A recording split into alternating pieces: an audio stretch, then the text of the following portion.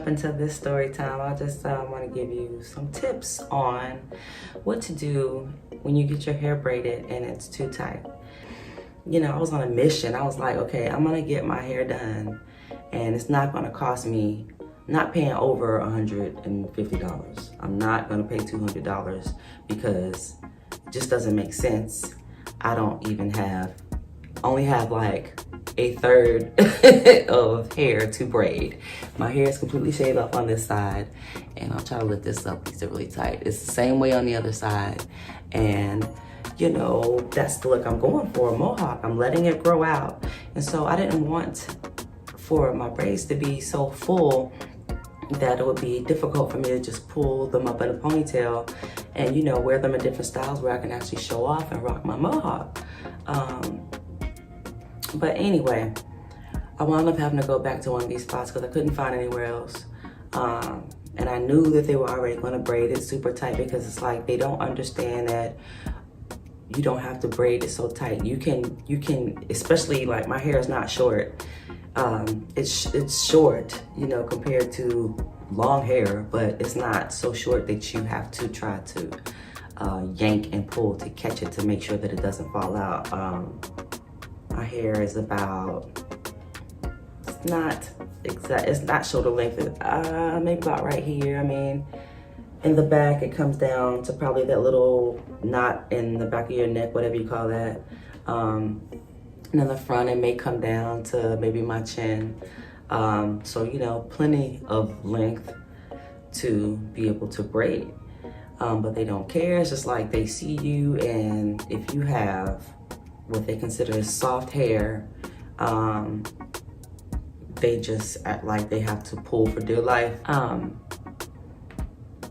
home, it was already tight. I'm like, gosh, you know, and then I didn't get knotless braids this time. I went ahead and got regular box braids because they last longer, and I want to keep these in for a bit to give my hair a chance to grow and breathe from me using heat on it. I do have natural hair. I don't have any processed chemicals included in it other than black hair dyes. Pretty much the only thing I do, washing and dishing.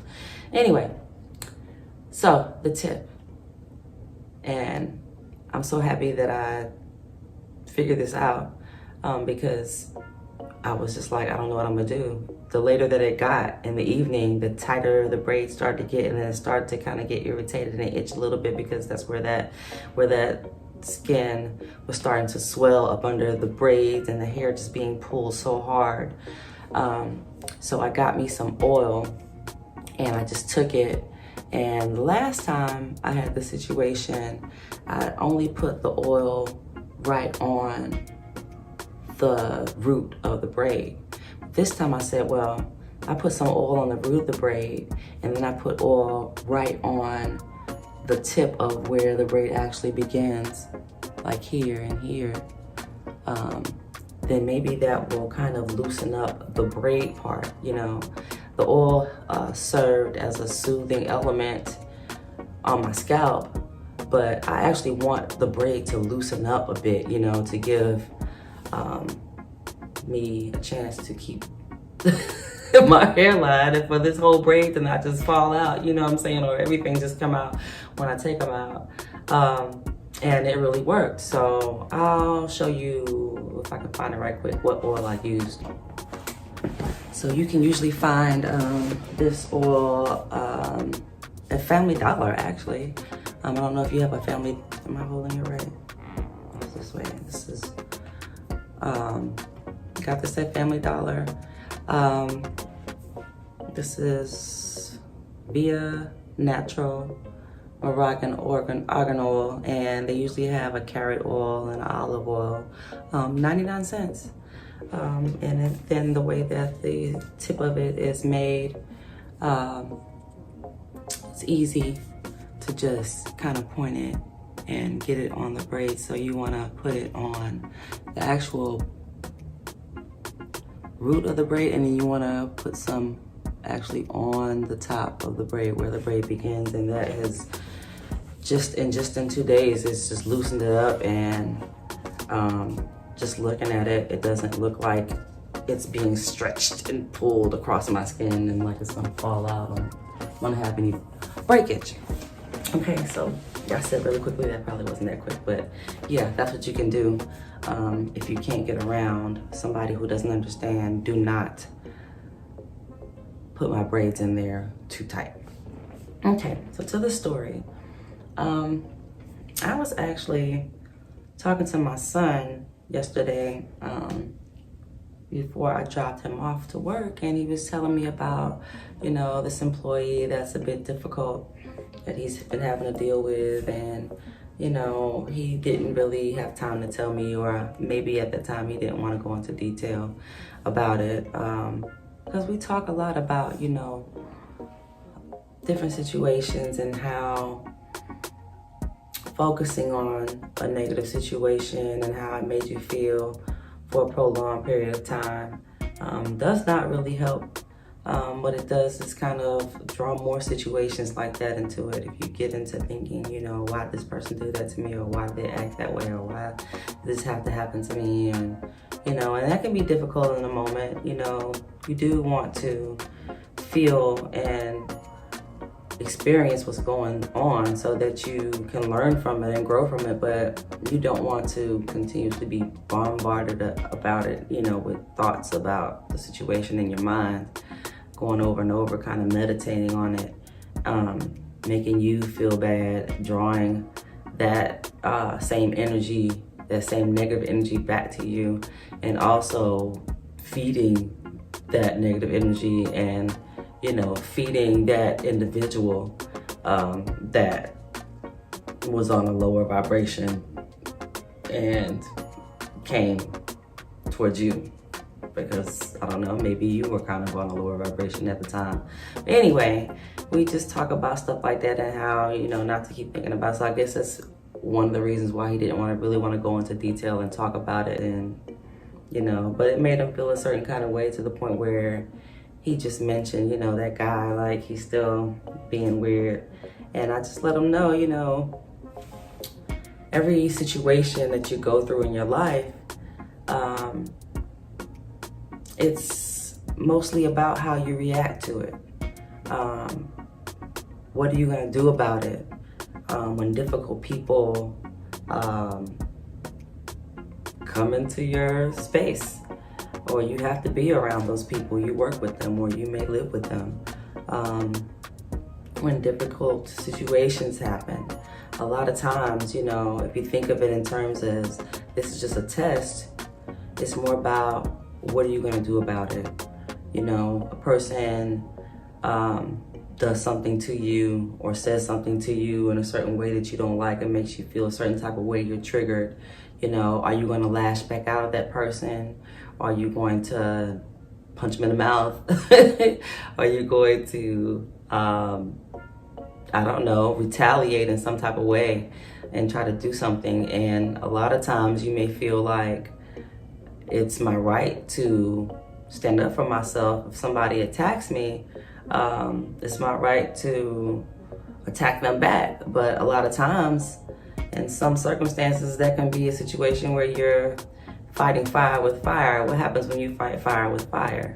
You get more fire. The fire is not put out, you know. And I'm not talking about a situation where somebody's attacking you physically, but when somebody attacks you verbally, or, you know, with gestures, or, you know, nonverbal type of, you know, things that people do that's weird, you know, it can be just as damaging if it gets, especially if it gets to a situation where you're being bullied, or you feel like, you know, somebody is targeting you.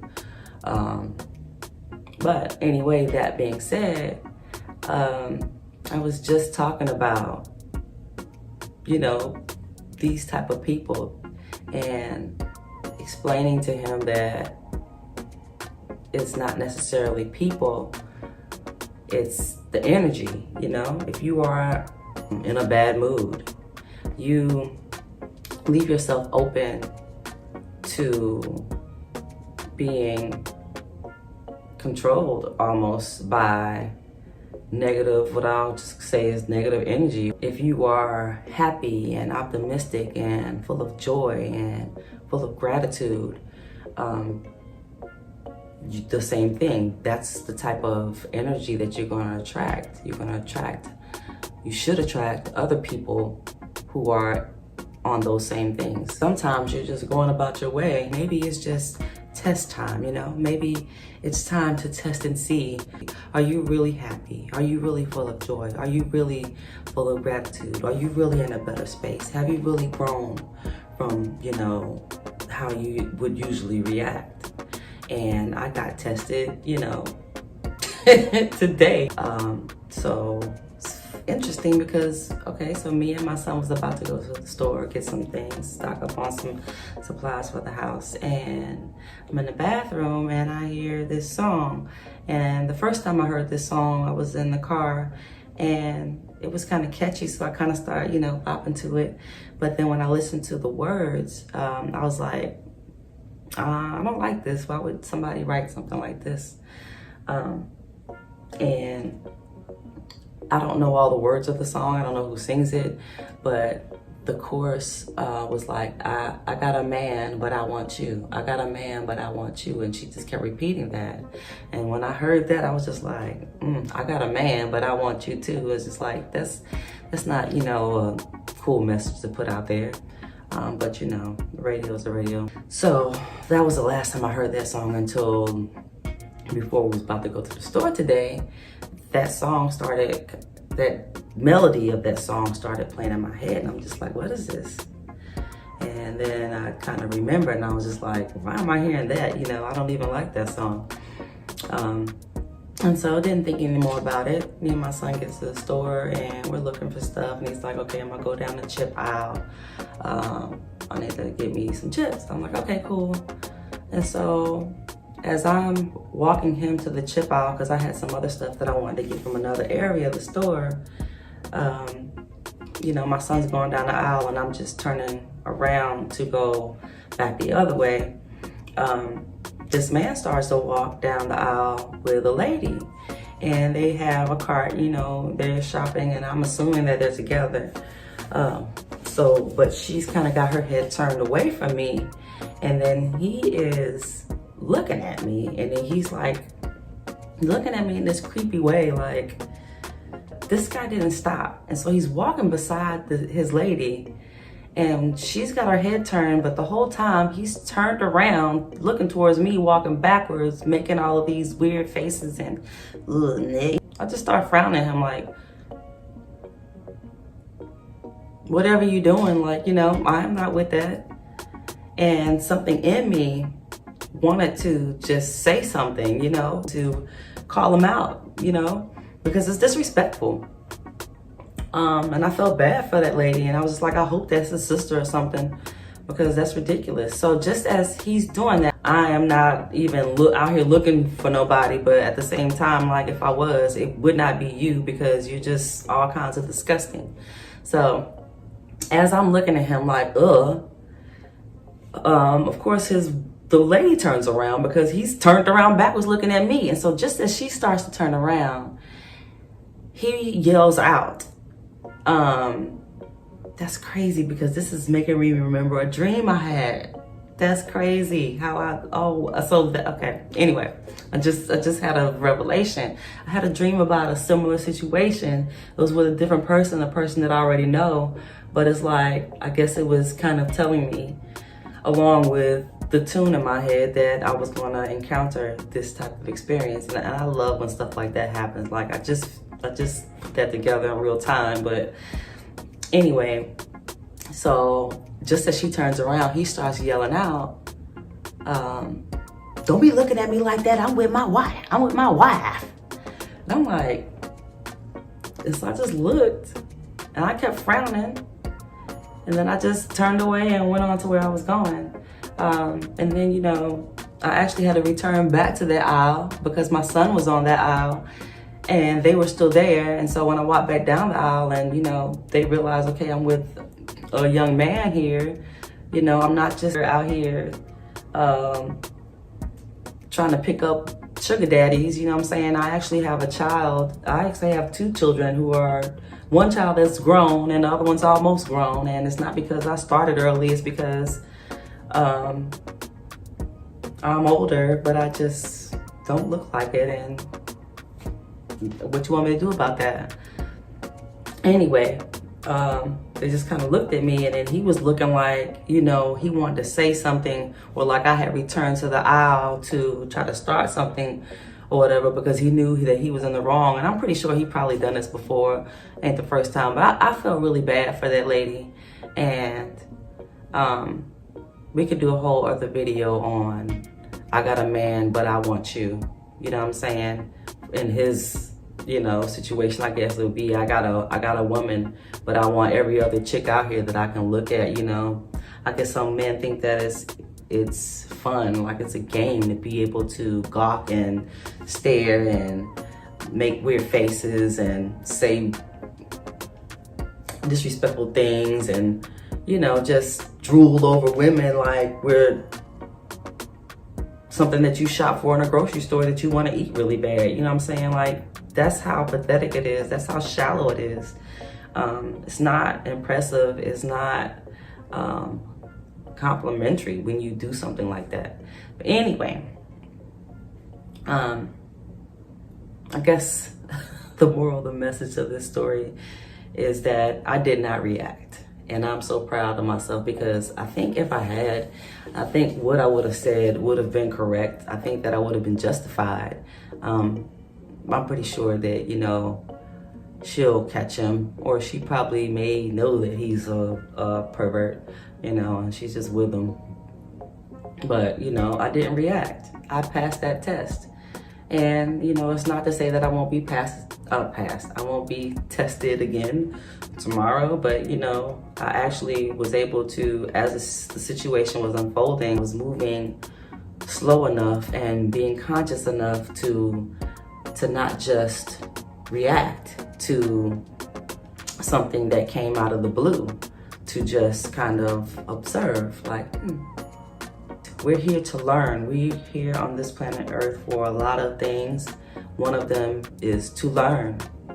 And if you don't learn from certain things that trigger you, you just keep getting bombarded with those same tests until you pass the test, you know, or until the test conquers you, and that's not what you want. And then when you pass the test, it gets easier and easier. And then a lot of times situations will present themselves, and if you are on a higher enough level to where that stuff is not even on your radar anymore, you know what I'm saying? It doesn't even bother you, it doesn't even occur to you. You may not even have noticed that someone was acting weird or a situation was about to unfold until after you're already at home, or the next day you're like, hey, is that what that was? Oh, I didn't even notice, you know? And it becomes easier, and then you move on to the next, you know, level of lessons, which things should become easier and easier the higher you vibrate, if you want to use that word. So yeah. My kitty cat's looking at me like, okay, I'm trying to sleep and you're just talking. Can you shh? Anyway, yeah, I hope you enjoyed this story time. I hope you enjoyed this message, and I will see you in the next one.